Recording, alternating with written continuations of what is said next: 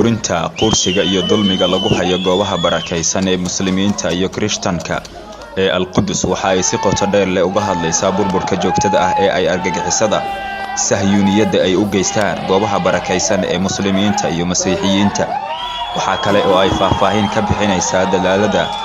ururada muslimiinta iyo masiixiyiinta NGO-yada caalamiga ah iyo sidoo kale isku dayga fashilmay ee qaramada midoobay ee lagaga hortagayo burburinta masaajidka Al-Qudus iyo qursiga dadka reer Falastiin.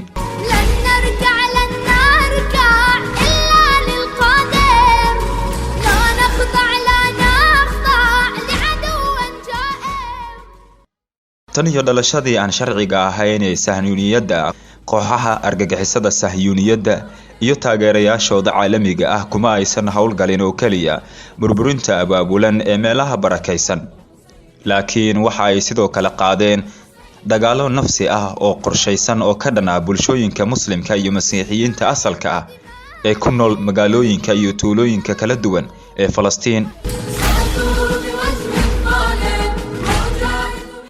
boqolaal masaajido iyo kaniisado ayaa la duqeeyay, cagaf la mariyay dhismayaal, masaajido lagu qarxiyay walxaha qarxa, lana weeraray lana dhaawacay oo la wasaqeeyay, kadibna ay sahyuuniyadda la wareegtay oo waxa ay u rogeen macbadiyo yahuudda ama goobo ganacsi iyo dhaqdhaqaaqyo ganacsi.